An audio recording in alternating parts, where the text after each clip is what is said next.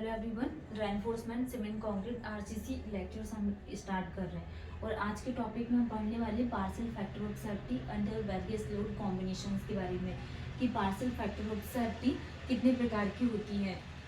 Previous class में हमने क्या स्टार्ट किया था, यहाँ पे टॉपिक था LSM, ठीक है, लिमिट स्टेट मेथड, जिसका फुल फॉर्म होता है LSM का फुल फॉर्म क्या होता है, limit state method. Limit state method LSM का फुल फॉर्म होता है, ठीक है। ये हमने यहाँ पे डिस्कस किए थे। अब हमने यहाँ पे LSM में क्या देखा था, लिमिट स्टेट मेथड में जो क्या स्ट्रक्चर होता है, स्ट्रक्चर को किसके लिए डिजाइन किया जाता है, LSM में structure design in the plastic region. Plastic region में हम क्या करते हैं, यहाँ पे स्ट्रक्चर को डिजाइन करते हैं LSM। और अगर हम यहाँ पे WSM की लिए बात करें तो WSM का फुल फॉर्म क्या होता है, working stress method. Working stress method WSM, ठीक है। और LSM का फुल फॉर्म होता है लिमिट स्टेट मेथड। एंड इसमें जो स्ट्रक्चर को डिजाइन किया जाता है, इलास्टिक रीजन में हम डिजाइन करते हैं, इलास्टिक रीजन में इसको डिजाइन किया जाता है। और जब भी हम यहाँ पे वर्किंग स्ट्रेस मेथड का यूज करेंगे तो प्रोबेबिलिस्टिंग अप्रोच का यूज करते हैं। एंड LSM में किसका यूज करते हैं, सॉरी, जो ये इसको किस में डिजाइन करते हैं, LSM में। और जो डिटरमिनिस्टिक अप्रोच है, प्रोबेबिलिस्टिक अप्रोच को हम LSM में यूज करते हैं। एंड WSM के लिए हम किसका यूज करते हैं, डिटरमिनिस्टिंग अप्रोच का यूज किया जाता है। तो ये चीजें हमने यहाँ पे प्रीवियस क्लास में डिस्कस कर लिए और ये देखे थे safety is often under estimating the strength and load को ओवर एस्टिमेटिंग किया जाता है LSM लिमिट स्टेट मेथड में, ठीक है। फिर हमने यहाँ पे कुछ partial safety factor for material के लिए बात की थी, partial safety factor for material. तो फर्स्ट क्या था यहाँ पे, partial safety factor for material and load factor. तो जनरली जो लोड है इसको हमने partial safety factor for concrete and partial safety factor for steel, ठीक है। तो कंक्रीट के लिए कितना लोड लिया जाता है, 1.5 एंड स्टील के लिए 1.15 एंड लोड फैक्टर कितना लिया जाता है, 1.5। तो ये हमने प्रीवियस क्लास में डिस्कस कर लिया था। This is the partial safety factor for material for concrete and partial safety factor for material for steel, ठीक। नेक्स्ट हम आज के क्लास में आगे स्टार्ट करते हैं, इसके आगे कि हमें आज क्या पढ़ना है, ओके। तो हम क्या पढ़ने वाले हैं, partial factor of safety under various load combinations. Various load combinations में समझेंगे कि जैसे कि डेड लोड क्या होता है, लाइव लोड क्या होती है, विंड लोड क्या होती है। तो हम क्या देखने वाले हैं यहाँ पे, सबसे फर्स्ट में load combinations.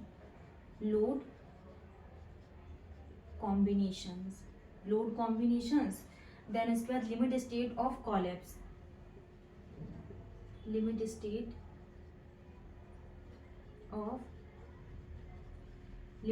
Of collapse and limit state of serviceability, limit state of collapse and limit state of serviceability. तो इसमें हम क्या यहाँ पे बात करेंगे, dead load, live load, wind load और अर्थक्वेक लोड, ओके। नेक्स्ट इसी में भी हम यहाँ पे डेड लोड, लाइव लोड और क्या आ जाएगा यहाँ पे, विंड लोड और अर्थक्वेक लोड, ओके। वैसे हम यहाँ पे इन लोड कॉम्बिनेशंस में देखेंगे, इसमें क्या आ जाएगा यहाँ पे, dead load plus live load, ठीक है। Next dead load plus wind load और अर्थक्वेक लोड। नेक्स्ट हम इसमें बात करेंगे dead load plus live load plus wind load और अर्थक्वेक लोड, ओके। तो ये लोड कॉम्बिनेशंस है जिसमें हम यहाँ पे बात करने वाले हैं dead load plus live load, dead load plus wind load को ही अर्थक्वेक लोड बोला जाता है, dead load, live load, wind load, earthquake load. जब भी हम यहाँ पे लिमिट स्टेट ऑफ कोलैप्स के लिए बात करेंगे तो कितनी वैल्यू ली जाती है, 1.5 और लाइव लोड के लिए कितना आ जाएगा, 1.5, ठीक है। 1.5 नेक्स्ट 1.5 0.9 एंड 1.5 1.2 1.2 एंड 1.2। तो ये वैल्यू हो गई किसके लिए, लिमिट स्टेट ऑफ कोलैप्स में डेड लोड, लाइव लोड की वैल्यू 1.5 1.5 और dead load, wind load is also known as earthquake load 1.5 और 1.5। Dead load, live load, wind load, तीनों लोड के कॉम्बिनेशन में 1.2, 1.2 एंड 1.2। ठीक है, अब हम यहाँ पे लिमिट स्टेट ऑफ सर्विसिबिलिटी के लिए अगर हम यहाँ पे समझें तो ये 1.0 एंड कितनी आ जाएगी 1.0, और डेड लोड और विंड लोड के लिए कितनी ली जाएगी 1.0 एंड 1.0।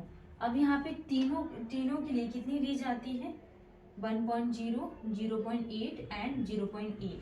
ठीक है, तो ये वैल्यूज है जो आपको ध्यान रखना है, क्योंकि एग्जाम में 100% या आप यूपीएससी आईएएस का एग्जाम दे रहे हो या एमपीपीएससी एई का एग्जाम हो या फिर आपका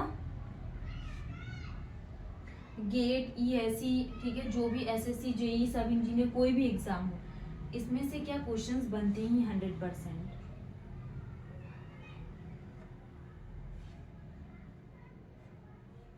ठीक है, इन वैल्यूज को आपको ध्यान रखना है, कंफ्यूज नहीं होना है।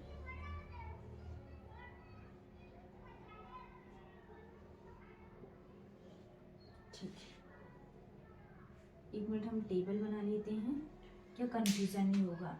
ठीक, जैसे कि अभी हमने क्या देखा, लोड कॉम्बिनेशंस किस किस का है। अगर हम यहाँ पे dead load plus live load के लिए बात करें और लिमिट स्टेट ऑफ कॉलेप्स का यूज करें तो डेड लोड लाइव लोड के लिए 1.5, 1.5 कॉलेप्स के लिए, और अगर हम सर्विसिबिलिटी के लिए बात करेंगे तो 1.0, 1.0। और अगर हमने यहाँ पे dead load plus only wind load को इंक्लूड किया या अर्थक्वेक लोड तो 1.5, 1.5 कॉलेप्स के केस में, और सर्विसिबिलिटी के केस में 1.0 एंड 1.0।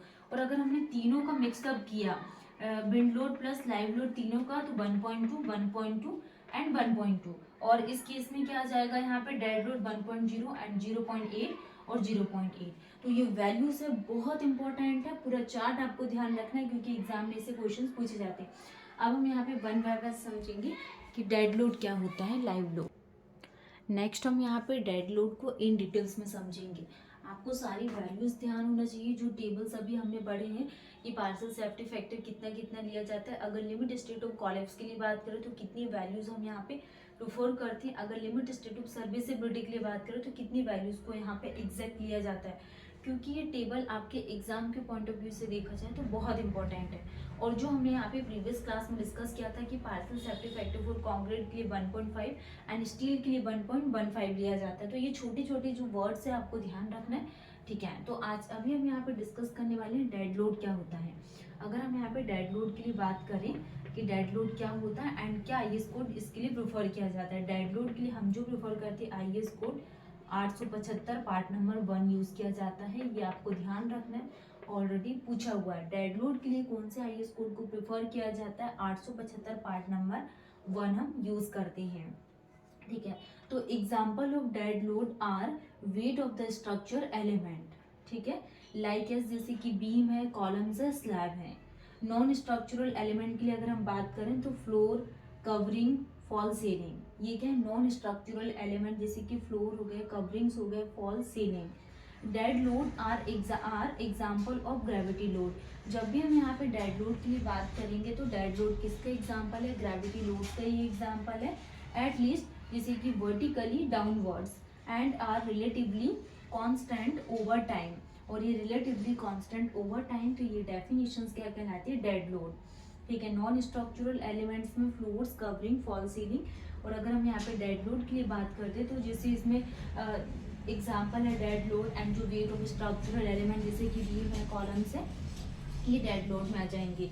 अगर हम यहाँ पे डेड लोड की बात करें तो dead load is not known before the structure is design and it is considered as per IS 875 part number 1 के थ्रू हम यहाँ पे डेड लोड को डिजाइन करते हैं। तो ये वैल्यूज है, आपको ध्यान रखना है। और हमने क्या डिस्कस किए थे, लोड फैक्टर की वैल्यू के बारे में बात की थी कि लोड फैक्टर फॉर कॉलेप्स के लिए कितना लिया जाता है। ठीक है, तो कॉलेप्स के लिए हमने क्या देखा था 1.2 एंड जो लोड फैक्टर की वैल्यू है, लोड फैक्टर फॉर सर्विसिबिलिटी, तो सर्विसिबिलिटी के लिए कितनी वैल्यूज हम प्रेफर करते हैं 0.8। तो लोड और कॉलेप्स दोनों के लिए अगर हम बात करें तो 1.2 एंड 0.8 वैल्यूज को लिया जाता है। नेक्स्ट क्लास में अब हम क्या देखेंगे, हमारा डेड लोड पूरा कंप्लीट हो गया एंड जो वैल्यूज़ के बारे में हमने बात की थी, जैसे कि dead load plus live load के लिए कितनी कितनी वैल्यूज़ लिया जाता है, कॉलेज में हम 1.5 प्रेफर करते हैं।